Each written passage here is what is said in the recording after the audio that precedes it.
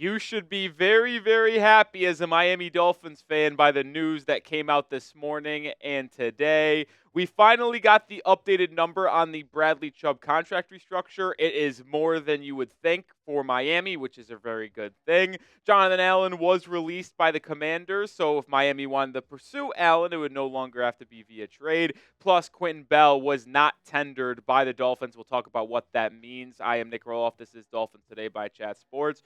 But we'll start with Bradley Chubb because we made this quick note a couple shows ago earlier on in the week when Pelissero noted it on Wednesday that the Dolphins and edge rusher have agreed to a contract restructure. But the only thing we did not know when it came to the contract restructure is that how much it actually saved Miami. We knew a max contract restructure would save the Dolphins in the tens millions of dollars, but it was not reported until this morning by Pelissero, and the official number is even better than what I could have hoped for. The contract restructure with Chubb freed up $16.3 million in cap space. He was set to have a $29 million cap hit in 2025.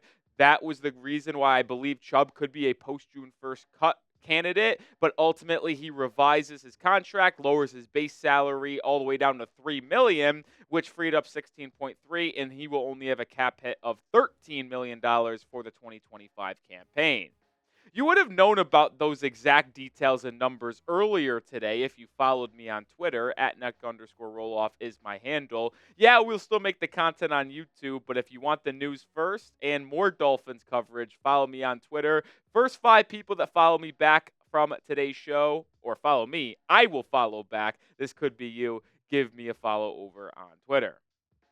So I know the natural question after the Bradley Chubb restructure is that what is the Dolphins cap space situation looking at right now? Well, after Teron Armstead and Bradley Chubb, the Dolphins currently have around $27 million. That is per over the cap. Now it is nothing official. And yeah, if you look on Spotrac, it might be certainly different. But the consensus is it's like $27.5, $27.8 million in cap space, which is obviously very good for Miami, considering what just 2 weeks ago they were still over the cap before they released Kendall Fuller and all of those other moves with Durham Smythe. But I also don't expect the Miami Dolphins to be done yet.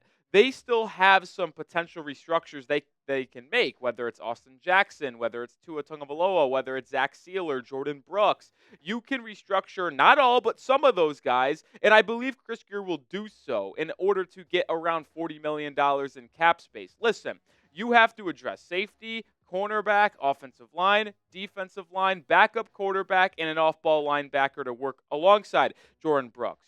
You're not going to all do it in free agency, but you need more ammunition to potentially go out and sign some free agents. So I would expect Miami to make a couple more roster moves between now and Monday on March 10th when free agency opens to potentially try to get more money to spend in free agency.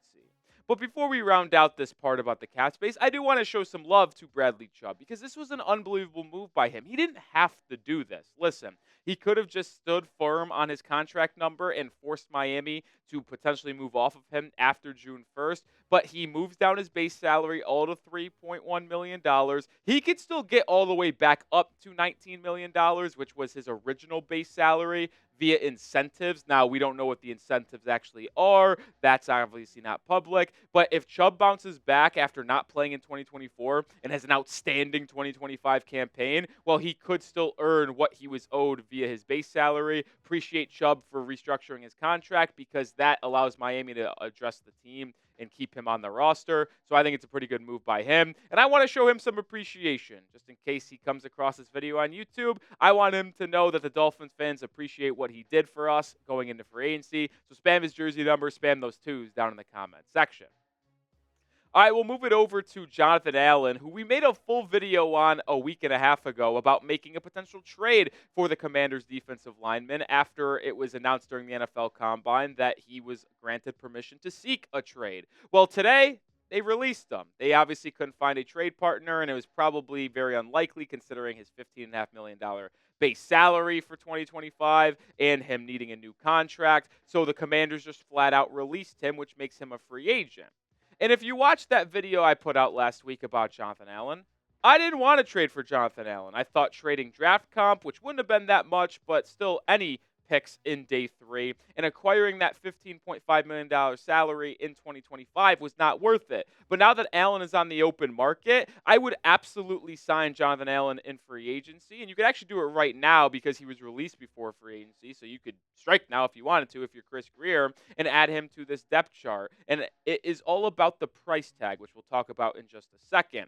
But Allen has been declining over the past 4 seasons, was a Pro Bowler in 2021, Pro Bowler in 2022, but did not have a good 2023, and then dealt with injuries for the really first time in his career this past season. Allen has been one of the most durable defensive linemen in the NFL, and when he was drafted, he was a highly touted prospect. He is one of the best pass rushing interior defensive linemen. He's a nasty, tough guy that would bring a really nice duo with him and Zach Sieler on the interior. Not the best run defender, which we'll talk about in just a second, but he would boost that interior defensive line in terms of getting after the quarterback. Remember, the Dolphins ranked 27th in the NFL last season in sacks per game.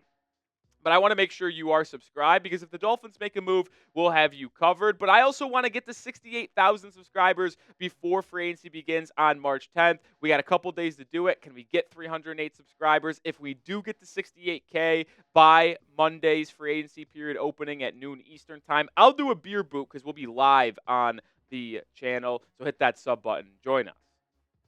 Talking more about Jonathan Allen here, we mentioned how he's a descending player. This still doesn't mean he would be terrible. Listen, he'd be a nice defensive lineman, too, to pair up with Sieler. You're not asking him to be that elite guy that he was in the 21 and 22 seasons. But it is startling to watch his pass rush grade go down each of the last 4 seasons, and his pressure numbers also go down the last 4 seasons for the Washington Commanders. But when you're specifically talking about how much he struggles in the run defense department, that's where it's really concerning because it has not been pretty over the past couple of seasons where he's played 24 games out of 34. Excuse me, bad math by me.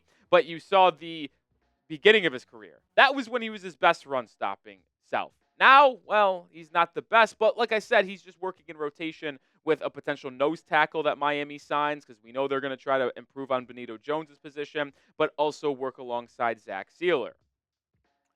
I said that I would not trade for Jonathan Allen, but I would sign him in free agency. Now that the Commanders have officially released the former Pro Bowl defensive lineman, I would expect Miami to get interested on Jonathan Allen. Now, his price tag is where it becomes interesting. I would sign him on a 1-year, $8 million deal, no hesitations. Heck, I would even give him a 2-year, $16 million deal. I think the perfect number for Chris Grier and the Miami Dolphins is around that $8 million in annual average value. If he is available on that type of price tag after being released by the Commanders, he would be an excellent addition next to Zach Sieler, create a really good pass rushing duo on the interior defensive line, and give you a good mentor for someone that you potentially draft in day 2 or day 3 of the NFL draft. If Allen's willing to sign for $8 million per season, yeah, sign me up for him to be a Miami Dolphin. All right, we're going to round out the show in just a second, but it's never too early to get some Miami Dolphins jerseys. Go to chatsports.com/Dolphins jersey. We have all Dolphins types, whether it's Tyreek Hill, Jalen Waddle, Jalen Phillips, Tua Tagovailoa, the normal aqua blue, the normal throwback whites, the standard whites, any type of jersey that you could think of for the Miami Dolphins, yeah, we'll have it. Chatsports.com/Dolphins jersey. Links in the description and comments of today's video. Just one more thing to round out the Jonathan Allen discussion. It's a clear need for Miami, right? Like, Zach Sieler is the only guy on a standard contract when it comes to the defensive line right now. Yeah, you have Neil Farrell, but that's a futures contract. So you need to fill the D lineman 2 spot next to Sieler. You need to fill the nose tackle spot, a rotation defensive lineman as well. We saw last year how much Miami struggled in terms of getting after the quarterback, but also staying healthy on that defensive line. Chubb never returned. Jalen Phillips got hurt a little bit through the year. Tyus Bowser got signed and then got hurt. The only player that was able to stay consistently on the field for Miami was Zach Sieler, Calais Campbell, and Chop Robinson. So, yeah, you will add a lot of defensive linemen via the draft, via free agency. And if you wanted to get a jump start on that with a big-name player that could really boost that interior, yeah, Jonathan Allen might be the player for you. So what say you? Final topic on Allen. Should the Dolphins sign the veteran defensive lineman? Remember, my price point was $8 million. Anything higher than that, probably out. Anything lower, well, definitely sign me up. Type S for sign, type P for pass. My personal opinion on the price tag. Let me know if you guys agree.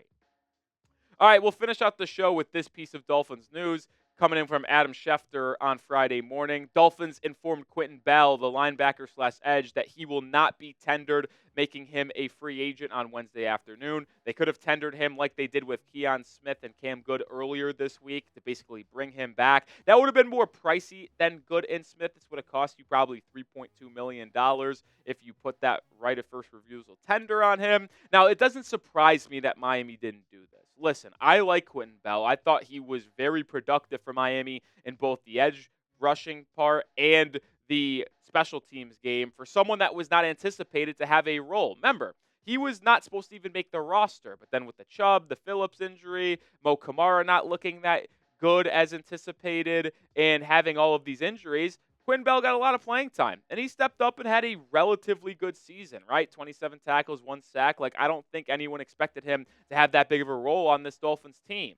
But when you think of what Miami has currently at the edge room, it doesn't shock me that they did not tender him in that $3.2 million price tag. Chop's your number one edge next year, but you have Jalen Phillips returning from an ACL injury. I expect him to be able to go week 1 of next season. And then Bradley Chubb, who's obviously been off for a full year, that contract restructure, he's going to be ready to go in OTAs and minicamp and training camp this year. And you also have Mo Kamara coming back on a second year. So you have 4 edges under contract. And listen, I would bring Quinton Bell back for depth. I'm not saying he's a bad football player. I'm not happy that the Dolphins did not tender him. But I understand the move from a financial perspective because Miami also has so many edges on their roster already. They already have 4 guys that would be anticipated to be on the 53-man roster.